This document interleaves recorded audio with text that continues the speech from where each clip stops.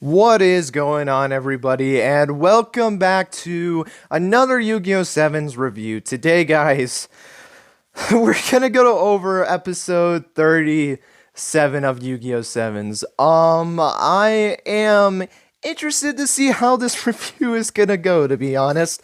I'm very excited to get into it as always. I hope you guys are somewhat excited. I don't know. This whole intro is going to be very weird. Like, this whole video is going to be a very weird video, I'm just going to say, which is expected from Sevens, if we're going to be honest. But without further ado, guys, let's get right into this episode. So, what were my thoughts on this episode? This was an interesting episode, to say the least. In fact, it was so interesting that I didn't do a summary preview analysis for this video on purpose. I actually did not do one, and there was a reason for it, because this was a weird summary that I could not comprehend going into this. Let me get into the episode, and we'll kind of talk about it. So, the episode starts off, we end up where we were at last time. Chevalier, whatever you want to call him, tells the group that because Renazuke and Ron's drew from the last episode, excuse me, grammar apparently was not in my case today, that they cannot get past until they beat Schruber, or Chevalier. Until he is defeated, they cannot move forward. And Rook, or Luke, we're gonna go with Luke this episode, and I'll tell you why in a minute. And let me kind of explain that it's very weird of how Rook's name has been throughout this series. I'm so confused at this point of it being Rook or Luke. I'm going to call it Luke for the rest of the series, just not only because of a joke that I will get to in a second, but it looks like they're just going to stick to Luke now. I don't know what the whole thing was. Maybe it was just like people couldn't understand what they were saying, so they just thought it was Rook or Luke. So that's why I'm just going to assume it was, and then we just kind of got to the point where we're just going to say Luke. So yeah, I'm just going to call him Luke for the rest of the time, but Luke decides that this is finally his chance. He didn't get the duel in the last one, even though he really wanted to, especially since he hated traders. But, the whole thing with Rinosuke deciding to step into the duel. But now he decides he wants to take the initiative and duel Chevalier. However, that's not the case, as we find out that he's not going to duel Chevalier, which was a surprise to me, and he's dueling the pigeon. He is dueling the pigeon that Chevalier has been carrying this entire series. Yeah, that was the thing that was confusing when I don't know if confusing is the right word. It clearly said, but he's dueling Dove Rap, which apparently is the pigeon's name, and all I have to just say is, we're going back to the good old GX days, and actually Zexal. I did forget that this happened in Zexal as well, where now we're dueling animals again. You remember in GX when Judai had to duel the monkey to save Alexis's friend who got kidnapped by the monkey? And then you had Kathy duel Pip, the bulldog, after Yuma's heart pieces were stolen during the World Duel Carnival. And now, to get to Asana, they need to duel against a pigeon. Yeah, this is a very weird episode, to say the least, in regards of that. I am sorry if there was a noise in the background. There is someone out on the other side of the room. But anyway, getting back on the topic. So that ends up happening. So actually what ends up happening before that is Luke actually passes out after this whole exchange ended up happening. And I will say, though, this was very weird, but I think it was kind of funny as well, where he was imagining back at the school, and he sees Yuga, Roman, and Gakuto at the school, and even the pigeon does appear later on. And this happens twice. This happens during this scene, and when Rook is kind of in his crazy state after or during the duel, which we'll get into in a second, but can I just say, of course, I was very surprised that they decided to take this kind of route, as when they were talking, obviously it was actually Chevalier who was actually talking, and you had the fakest animation for this, because apparently we cannot tell that this isn't real. Basically they acted like they were cardboard. This was literally cardboard layouts of them moving. Like their lips didn't even move or anything.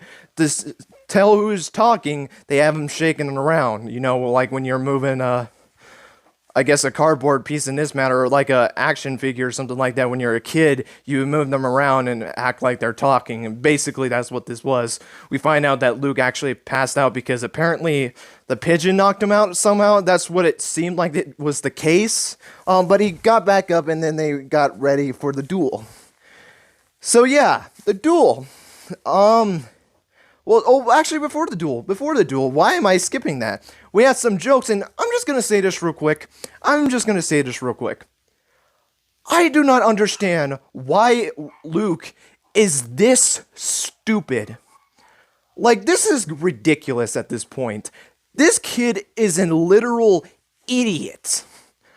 Because there was jokes made during this, and I will say, though, it was funny for some parts, but I wish they didn't do it as long as they were doing it, and they kept doing the same joke for a good amount of time. I understand they was trying to be funny, but honestly, the one joke that really got me was they made a Star Wars reference in this episode. They said, the pigeon basically said, and basically Chevalier this episode was just a translator for this pigeon, because obviously a pigeon can't talk in human words like the monkey can, which, if that sounds weird from you never watching GX, if you never watched GX and you don't know what I'm talking about, the monkey was wearing some tech on him, so that's why he was able to speak. So for people that have never watched GX and have only watched Sevens, so there is a reason why the monkey could talk. And actually the dog could talk as well, which is funny enough as well, but we find out that the little girl Pip was inside the thing. You guys probably the people on this channel probably have watched the other Yu-Gi-Oh series, so I don't need to explain that, but this is the only animal in the Yu-Gi-Oh series that has dueled that has never talked before, so that's pretty interesting as well, but glad they kind of kept the ground level and what it would realistically be. But they started making jokes. They made that Star Wars reference when they said, "Luke, I am your father." And that's another thing, too. He believes that the pigeon is his father, which kind of concerns me to that point. Obviously, they did this as a joke, but you cannot tell me that this kid is this stupid to tell me that he cannot tell that a pigeon is not actually his father. I mean, what in the actual hell? But, you know what? This show is just trying to be funny, but I will be honest, I'm kind of getting sick and tired of Rook being this stupid. And the thing that bothers me the most of this is, remember, this is our strongest duelist in the entire series. Right now, he's undefeated if you don't count that duel that he lost in the flashback. And honestly, I don't count it. As much as I normally like to count flashback duels, because a duel is a duel, that was also a Goha duel that ended up happening. Since Rush duels has been a thing, Rook has been undefeated, or Luke, or whatever it is. It's hard to not call him Rook. I'm so used to calling him that, but Luke has been undefeated this series, and he's probably not only the stupidest character in Sevens, but probably the stupidest character we have ever seen in a Yu-Gi-Oh series. Like, Judai was kind of dumb, I will say, but he had some level of sense to him. Though, I don't know, he didn't know what fiancé meant, so that's kind of fair. And also, a series that I've been reading, the Yu-Gi-Oh! OCG Structures manga, Shoma can't tell what a date is. All he can think about is dueling, so yeah, sometimes protagonists have not been the smartest, but Rook takes that to another level. I think he takes it to another 3 stages higher than these characters are, and hopefully he gains some brain cells going forward in the series, but they end up making those jokes.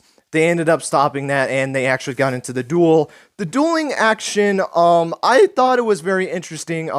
We got to see Dove Rap's deck for the first time, which makes sense of what his deck was. It was a Winged Beast deck, and it had a lot of trap cards, which, if you couldn't already tell, fits with his name perfectly, of Dove Rap. So, good on that part. And I will say, though, this duel was pretty interesting, I will say, for, I guess, the ace mod. I mean, the duel was okay, to be honest.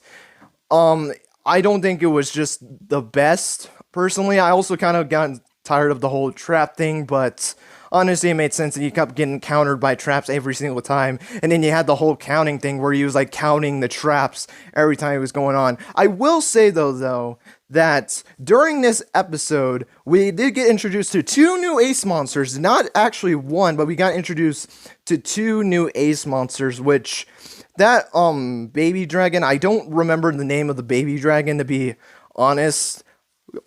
The cutest monster in Rook's deck, which I'm just gonna say this, is a monster that I honestly don't think would ever fit in Rook's deck. I never expected a monster that cute to be in Rook's deck, but that ended up being the case in this episode, as he actually summons that towards the end of the duel. And then you had this another monster, which was like a ice type dragon monster, which I thought looked absolutely incredible. I loved the design of this monster a lot. I thought it looked incredible. It probably became like my third favorite dragon out of this entire like deck of Rooks. I really did like the monster. I think it's just behind Dragonic Slayer, and sadly I do not remember the one monster. It was the monster he summoned against Django, not the life leather dragon, but it was the other one.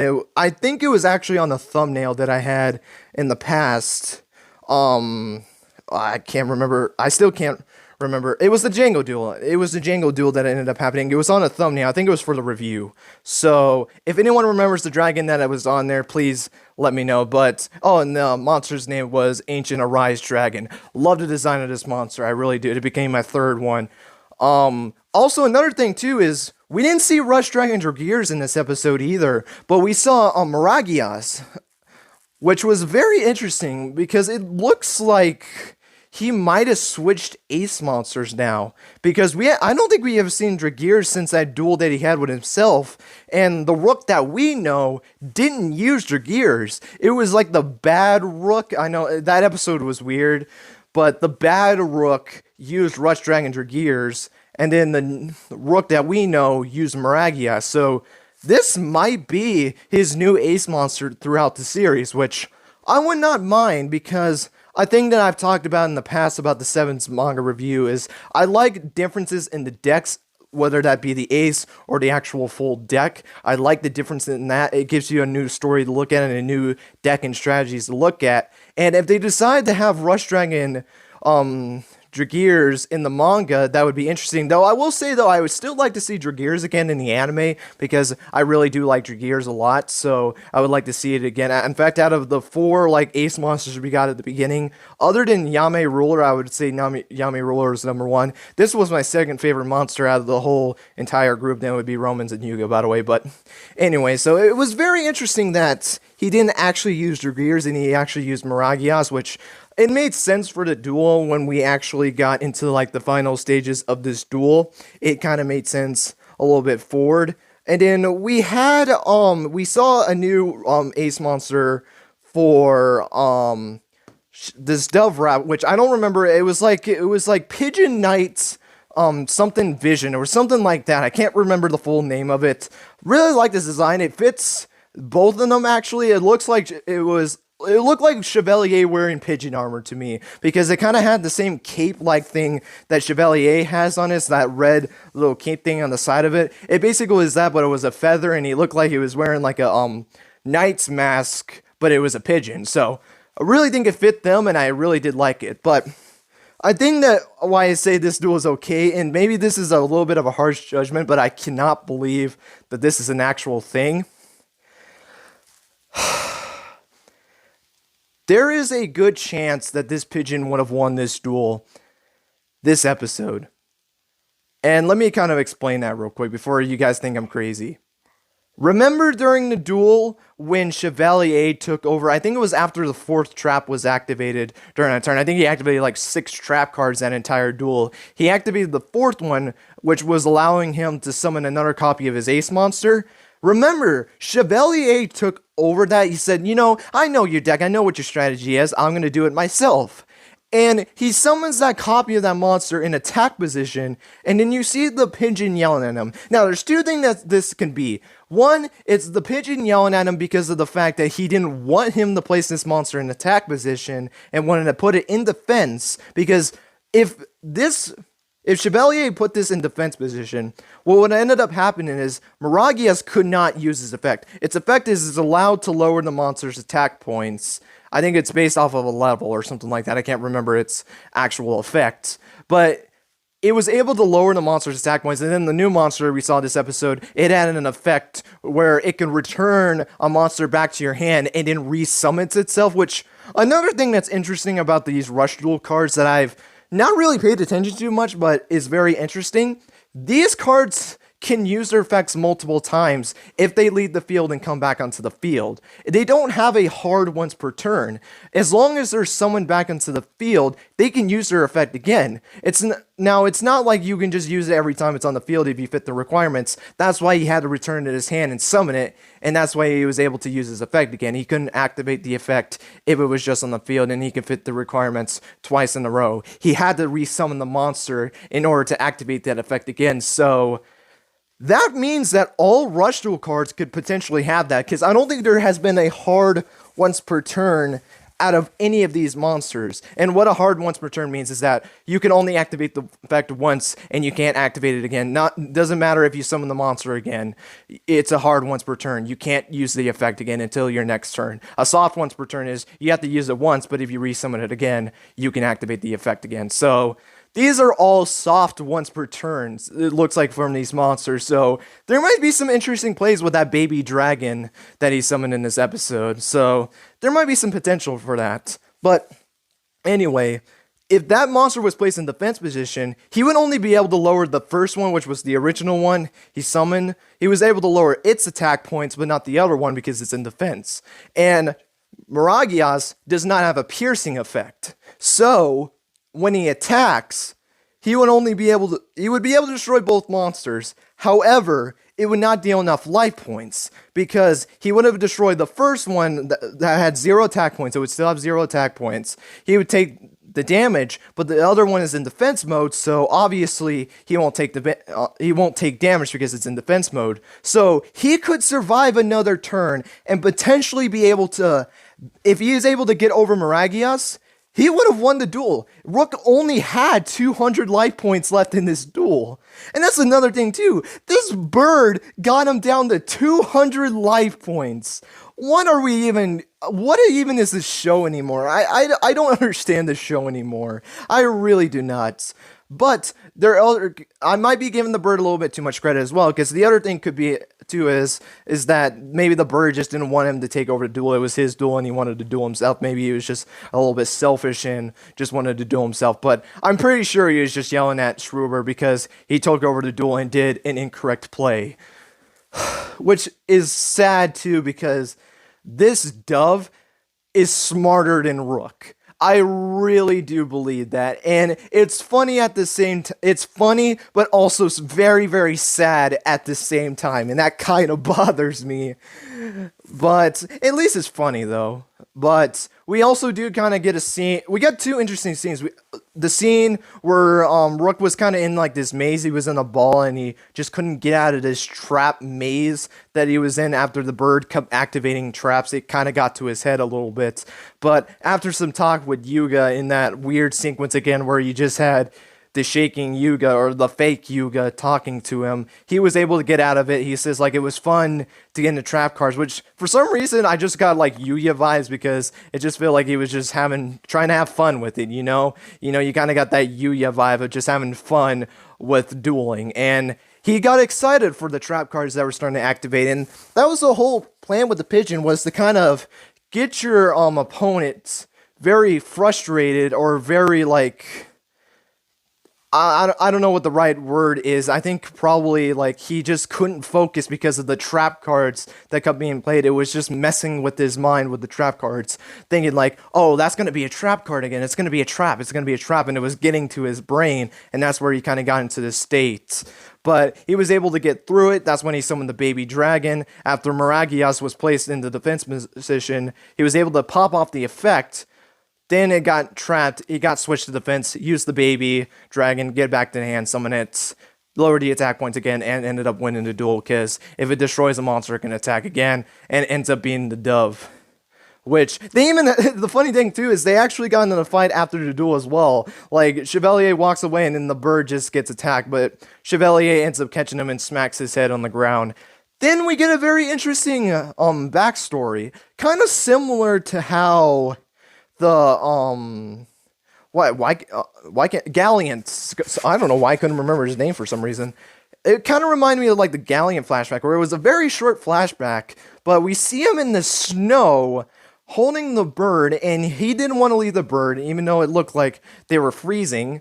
And he didn't want to lead the bird. He was holding the bird. They were literally buried in snow until Asana and her grandfather came and actually got him out of that snow. And that was all the backstory we got, which I'm glad there was backstory. I wish there was a little bit more that was talked about in that. Kind of similar to the Galliant one. I didn't mention that much in the review, but I wish their backstories were a little longer. I would like to know a little bit more of their relationship with Asana and not just how like they're kind of related to Asana. You know, Galliant kind of basically raised Asana to some degree, and Asana saved Schruber and his bird from basically freezing to death. So even though that makes Asana this great person for helping them, and why it shows why they have respect for her, which I'm glad they even showed that. Like, even though I wish they had a little bit more, at least they showed us something. That's what I'm glad about, because I understand, and I already made a video about this, of how this arc felt a little rushed. They still spent the time to do this, even though I feel like this arc has been a little rushed, especially, more towards the end than anything. I don't think the beginning was really rushed. I just feel like once we got these last 4 episodes, I feel like it started kind of getting a little bit rushed. So, yeah, that kind of sucks a little bit, but it's still great, though, that we've gotten these flashback scenes. At least got to saw something. I just wish we saw a little bit more, but that might be me asking for too much. But they end up leaving Chevalier. He's just sitting there, and then you see angels with trumpets coming by them with the whole thing. They kind of forget themselves after the whole argument that they had. And that was basically the end of the episode. Yugioh and his friends were able to advance on because they beat Chevalier. They were able to go and head towards Asana for potentially the final match of this arc. So, yeah, very weird episode, but honestly, it was not as bad as I thought it was going to be. I'm going to be honest with you guys. I thought this episode was not going to be good at all, to be honest, but I think this is one of the better episodes out of these last 4 episodes. I don't think it's the best one. I think maybe 35 is a little bit better, but it surprised me. I think the jokes definitely landed a little bit more for me than episode 36. Not fully, but I think the jokes did hit a lot better. I think the dueling action, I thought it was decent. I really thought it was an okay duel. It was cool to see that new ace monster. I really liked that ancient dragon monster in the baby dragon. I really did love those monsters, and even the pigeon knight I really did like as well. But, and the backstory as well, I think was pretty good. Oh, actually, there's one more thing I almost forgot to mention this, because this was actually a very big complaint that I had with the episode. It has to do after that backstory. When that backstory was concluding, Rook was cooing. And that, or he was going like coo, Luke, coo. He was doing his own version of a pigeon noise. And that absolutely bothered me.